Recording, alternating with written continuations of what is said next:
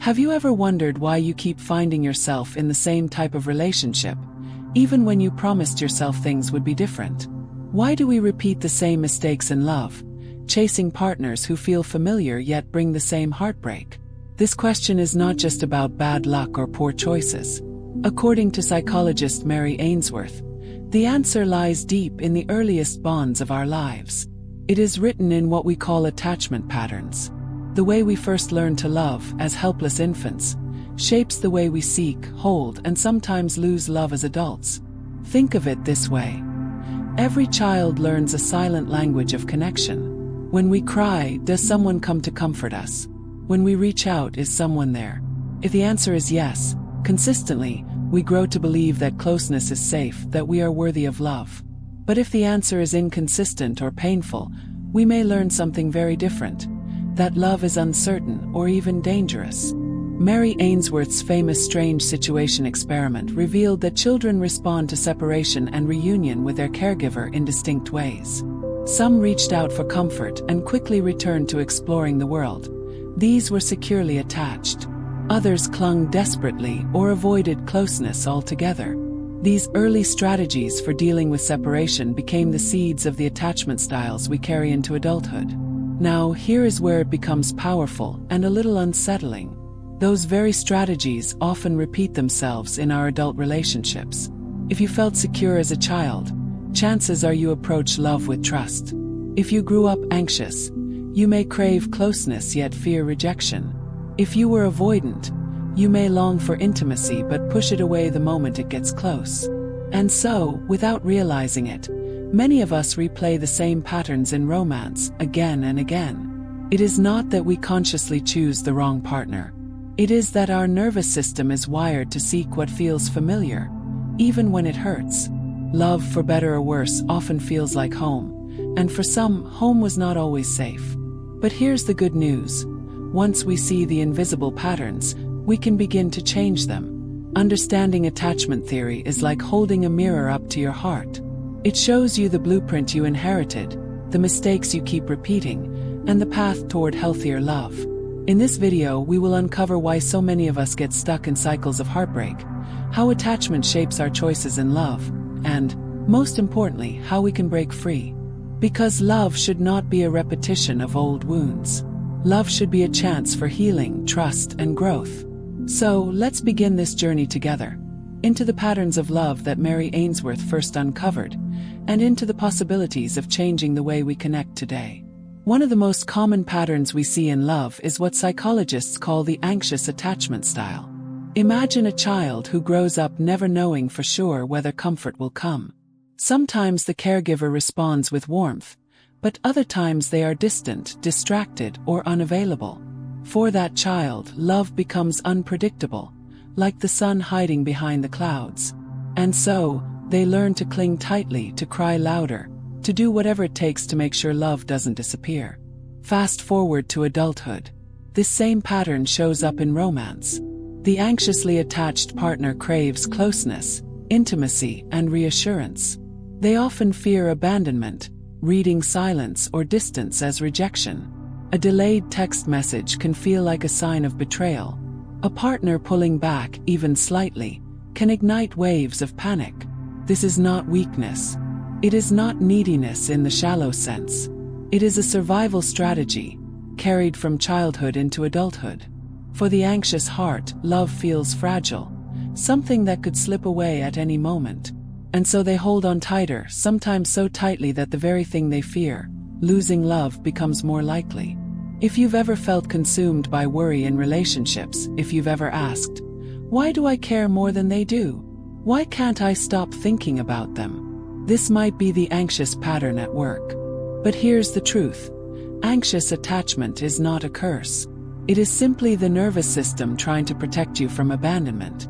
The key to healing is not to shame yourself, but to understand the pattern. Once you see it, you can begin to gently shift it. Therapists often encourage people with anxious attachment to practice self-soothing techniques, to develop a strong sense of self-worth independent of constant reassurance. Building a relationship with someone who is securely attached can also help, offering consistency where inconsistency once ruled. Mary Ainsworth's research showed us that anxious children weren't too much.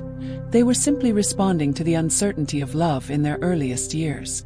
And adults with anxious attachment are the same. They are not broken. They are carrying a blueprint that was written long ago, but one that can be rewritten with awareness and compassion. So if you recognize yourself in these words, take a deep breath. Know that your longing for love is natural, and your sensitivity is not a flaw. With the right tools, the anxious heart can become a heart that loves deeply without fear, that trusts without panic, that connects without losing itself. And in the next part, we will look at another powerful pattern, the avoidant style. Why do some people crave love, but run the moment intimacy gets too close? Why do they build walls instead of bridges? Let's explore. Now let's turn to another pattern that shapes love, the avoidant attachment style. Picture a child who reaches out for comfort, only to be met with silence, rejection, or even irritation. Over time, that child learns a painful lesson. Showing need is dangerous. Expressing emotion only leads to disappointment. And so, the child adapts by turning inward, by building a wall, by convincing themselves, "I don't need anyone. Can survive alone." Decades later, this pattern shows up in adult relationships. Someone with avoidant attachment may seem confident, independent, even detached. They may crave intimacy on one level, but the moment a partner gets too close, their defenses rise. They may pull away, shut down, or change the subject. Commitment feels suffocating. Vulnerability feels threatening. It is not that they don't want love, they do. But love feels risky because deep down, closeness has always carried the possibility of pain. If you've ever dated someone who seemed warm one moment and distant the next, or if you've ever been the person who felt the urge to retreat when things got serious, you may have seen the avoidant style in action. Mary Ainsworth observed this pattern in the strange situation experiment. Some children didn't cry when their caregiver left. They didn't reach out when the caregiver returned. They acted as if it didn't matter. But inside, their bodies told a different story. Elevated heart rates, stress hormones, hidden tension. The detachment was not true calm. It was survival. In adulthood, avoidant individuals often struggle with emotional intimacy. They may value independence so strongly that asking for help feels like weakness. They may prefer casual connections over deep bonds. Yet, beneath the walls, there is often a deep longing to be seen, accepted, and loved without fear. Healing the avoidant heart begins with small acts of vulnerability, allowing oneself to share emotions, even in small doses, practicing trust in safe relationships, realizing that needing others is not a weakness, but a human truth. Avoidant attachment is not a flaw. It is a strategy that once kept someone safe in a world where closeness felt unreliable. And like all strategies, it can be reshaped. If you recognize yourself here, remember, you are not unloving. You are not broken. You are simply protecting a heart that once had to learn survival over connection. And just as walls were built, they can be gently lowered, brick by brick. Now we've seen the anxious and the avoidant patterns, two sides of the same coin. But what happens when love feels both desperate and frightening at the same time? In the next part, we'll dive into the most complex style of all, disorganized attachment, a pattern born of both longing and fear. Among all the attachment styles, perhaps the most complex and heartbreaking is what psychologists call the disorganized attachment style. To understand it, imagine a child whose caregiver is not just inconsistent or distant, but also a source of fear. The very person who should provide safety is also the one who frightens, overwhelms, or confuses. For this child, love becomes a paradox. The place I run to for comfort is also the place that hurts me. How does a small child handle such a contradiction? They cannot fully approach, nor can they fully avoid. Instead, their behavior becomes chaotic, sometimes clinging desperately, other times withdrawing in terror. It's as if their heart is pulled in two directions at once. Come closer, but stay away. I need you, but I can't trust you. In adulthood, this pattern often plays out in painful cycles. Someone with disorganized attachment may crave intimacy but also fear it. They may desire closeness, yet push people away when that closeness feels overwhelming. Relationships can feel like a storm, full of intensity, passion, but also unpredictability and conflict. This is not because they don't want love. Quite the opposite, they want it deeply. But their nervous system has been trained to see love as both salvation and threat. As a result, they may experience relationships filled with highs and lows, closeness followed by distance, trust followed by suspicion. Mary Ainsworth's early research hinted at this style, but later psychologists like Mary Main expanded on it, showing how children exposed to trauma, neglect, or frightening caregivers were more likely to develop this disorganized pattern. What begins as a survival strategy in childhood can echo through adult love, creating patterns that feel impossible to escape.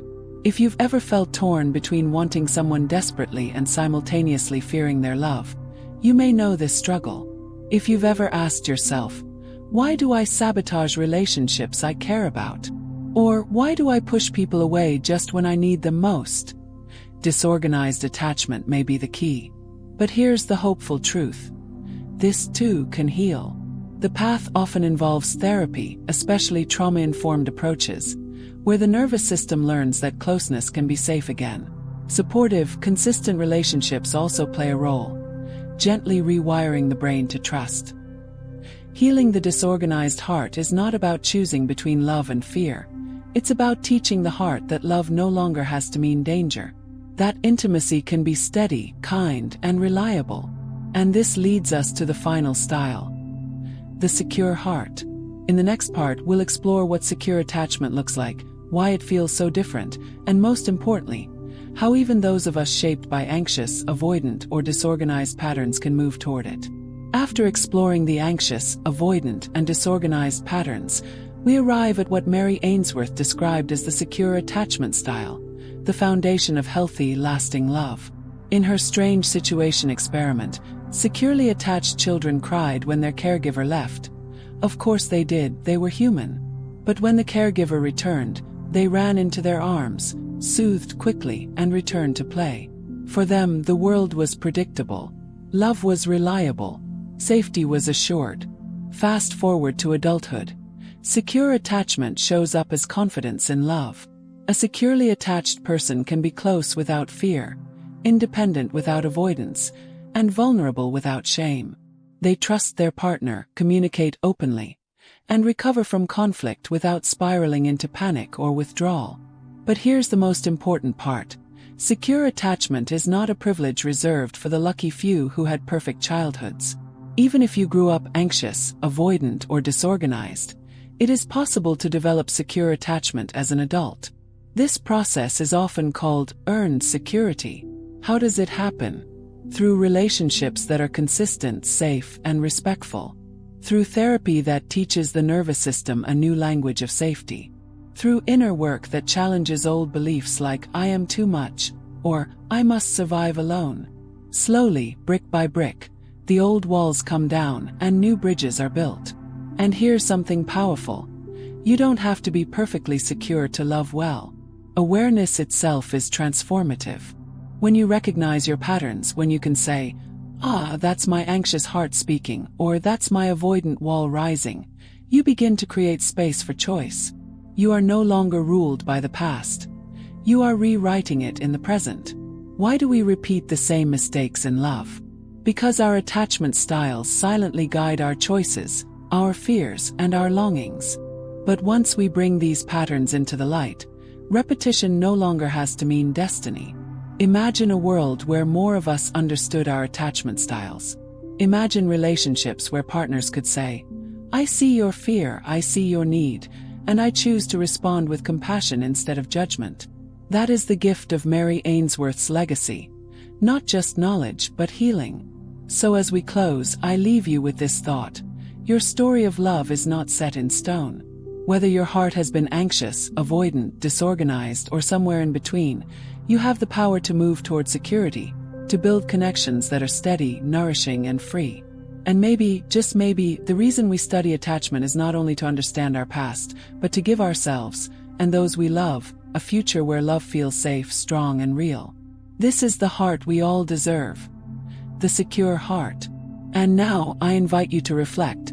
Which of these attachment styles spoke most to you? Do you see echoes of your past in your present relationships? Share your thoughts in the comments, and let's keep this conversation alive.